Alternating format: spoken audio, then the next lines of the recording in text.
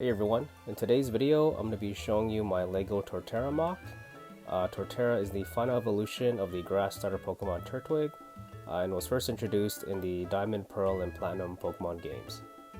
This MOC consists a total of 917 pieces, and at the time of the recording of this video, if you were to buy all the parts needed for this MOC, it would cost roughly around $180 to $200 Canadian.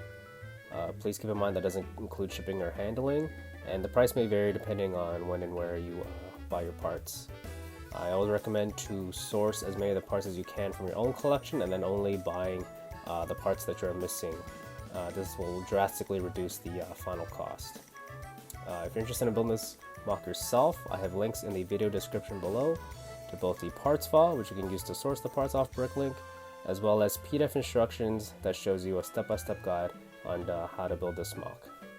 So some of you may have noticed that I've uploaded a build video of this MOC some time ago. However, I have updated this MOC since the posting of that video, and some of the changes just include correcting the inconsistencies between the parts file and the build video that some of you have pointed out, as well as just cutting out parts where I could just to make the MOC a bit cheaper. These are also reflected in the PDF instructions, which should be easier and clearer to follow. And I think the build video also had skipped over a few steps as well. First, taking a look at the legs. It's the same construction front and back, and it's mirrored from left to right.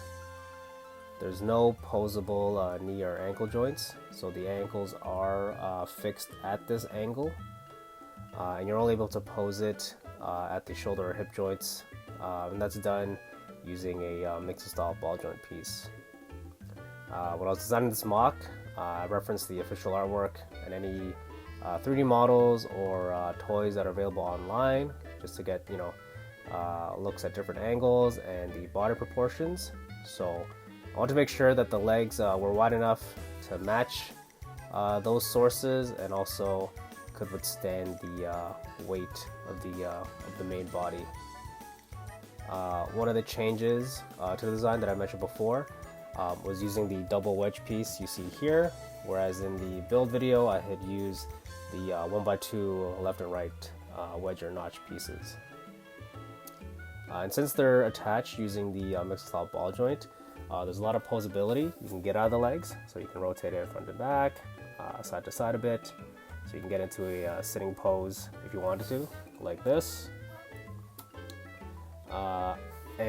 Since the feet are quite wide, you can pick it up, drop the MOC off, and you don't really need to adjust or fiddle with the legs as much to get into a proper standing position. So taking a close look at the tail, it's built using 2 sub-assemblies and is attached to the main body using the larger style ball joint piece. So there's a lot of posability and range of motion there.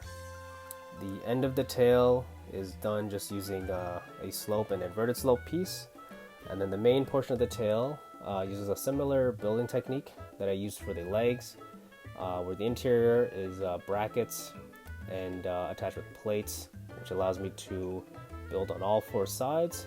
So I covered off the top and sides with curve, slope, and wedge pieces. And if you look at the bottom, it's also been smoothed off as well. And then I tried to maintain the green and reddish brown color blocking to match the main body and the official artwork. So coming around to the front to where the head is, it's attached just using a mixed style ball joint. And there's a limited range of motion and posability just because I tried to minimize the gaps as much as I could. Also, you have to be careful when you're posing it, since these side blades here can be easily knocked off by the front legs. The eyes use a unique technique, and it's built around the 3 long bar in red, which I use to identify as the pupils, and then the iris is done using the 1x1 hollow stud, and then the black outline is done using the 2x2 round jumper piece. The top and the bottom of the head are attached using clip and bar pieces, and that's what helps me get that subtle angle there. And then the nose is just done using the modified slope pieces in black. If I were to revisit this MOC, I definitely would try to redesign the head, since it might be hard to see, but there's actually a hollow space between the nose and the eyes. In the official artwork, that space is filled and it should be reddish brown. But just due to the technique I used for the eyes, I wasn't able to fit any pieces in that small space. So looking at the main body, it consists of two major sub-assemblies. The first is the lower portion, which basically holds everything all together, and the exterior shell, which has some of the more notable and iconic features from the Pokemon design. And we'll take a closer look at each. But first we'll look at the lower body. So I basically just covered all the sides with sloped or curved slope pieces, while keeping the green and reddish brown color scheme consistent. On the side paneling here, I left some gaps, basically where the legs are attached to, just to give them some more room for articulation and posability. And we'll take a look at the underside later, but it's been smoothed off and covered with curved slopes. And then these side bits here, they're just attached on bar and clip plates, and just pushed in to fill in some of the gaps and empty space. So now coming around to the other side, I've actually taken off the side paneling so you can get a better look at the interior structure. And it's basically built in two halves. The bottom half is just built using bricks and plates, and I chose black so that the gaps at where the legs are attached to, you wouldn't see any off colors that would kind of break away from the overall color scheme or design. And the black just gives an illusion that, you know, the space within the shell is empty. And then for the top half, it's a little hard to see, but it's built just using Technic bricks and plates. And that's done just to provide a stronger connection point and improve the overall structural integrity. And also I had a bunch of these Technic bricks in my collection and was just trying to find a way to utilize them when I was designing this MOC. And then on the sides you can see the bracket pieces, and coupled with the side paneling, they serve two purposes. So the first is it allows me to build with studs on the side, and the offset of half a plate just lines up the side paneling to the bottom slopes just perfectly. And you'll see what I mean when I go to the other side. And then the second is once the side paneling is attached, it allows me to have the studs on the top and bottom halves facing away from each other. So on the bottom, I'm able to smooth and tile it off with curved slope, and tile pieces. And then, so coming from the other side, you can see the panel and the bottom. There's just a smooth transition, and there's no awkward edge or lip kind of sticking out. So now looking at the exterior shell, it's probably the most part-intensive component of this MOC. That's mainly due to the number of parts used to get the overall shaping and texture of the shell. And I basically just played around with the technique where you're stacking a bunch of plates, and as you move out laterally, you gradually introduce a half stud offset to give that illusion of curvature by just using flat plate pieces. And then I sprinkled in some 1x1 cheese wedge slopes just to avoid it looking too blocky and too flat in some areas, and left the studs mostly exposed since it added to the overall grassy terrain look on the shell. And then on the side with the tree, I've used reddish brown to try and match the pattern from the official artwork, and to make it look like the tree roots are ingrained in the shell as well. And then on the front and back, there's a hexagonal rock face, and that's done just using a ship panel piece, which I think was introduced in some Star Wars sets. But I thought that was a clever way to use this niche piece to capture that look, to avoid brick building it, which would have added to the overall part count and maybe made it look a little too blocky. But that's just attached using the modified bar plate pieces in green.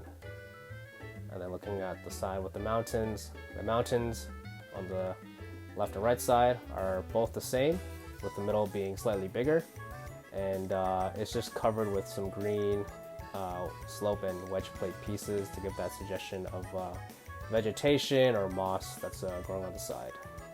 And then they're all topped off with that triple slope piece. And since they're attached using hinge bricks, you can change the angle of the left and right mountains, but I think the one in the center, it's fixed at that angle. So now looking at the tree sub-assembly, the base of the trunk and roots are built using a different combination of slope pieces, and I try to build each side differently just to give it a more natural and organic look. The middle section just uses 4 quarter arch pieces, and then the top is just a couple of 2x2 round brick pieces. When I was designing this MOC, this was actually my first time trying to attempt to build a Lego tree, so I looked online to just get a sense of the different tree designs and building techniques others have done before, and settled on the one that you see here, which utilizes the plant foliage piece attached to some clip and bar plate pieces for the branches, since it wasn't as part intensive as some of the other designs I saw, and still closely resembled the official artwork. So for the section or the branches just above the base of the trunk, there's only 2 branches there, and each one has a different design from each other. The middle section has 4 branches, and each branch has the same design and are angled downward just to cover up some of the empty space and give the tree some more volume. And then for the top section, it also has 4 branches. Each has the same design but different from the section below, just to give it some more variety, and then also angled downward just to cover up some more empty space. And then that's topped off with 4 of these smaller foliage pieces and a 2x2 plate in green. And finally, here's how it looks scaled up to a regular minifigure. And this is how it looks scaled up to a custom trainer figure MOC. This one is Lucas, and I try to base it off of his Pokemon Platinum design. And this is how it looks scaled up to the other 2 final starter evolutions of Gen 4. In hindsight, I probably should have made Torterra a bit bigger, but it was the first out of the 3 that I designed. But the justification I'm going to use here is since Pokemon of the same species can come in different sizes, you could see this as a smaller than average Torterra.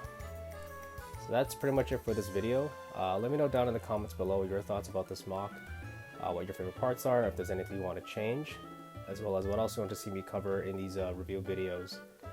There's no particular order that I'm doing these review videos in, and if there's a previous MOC that you want to see me cover first, let me know down below and I'll prioritize that in the upload schedule. So I hope you guys enjoyed this video, and thanks for watching.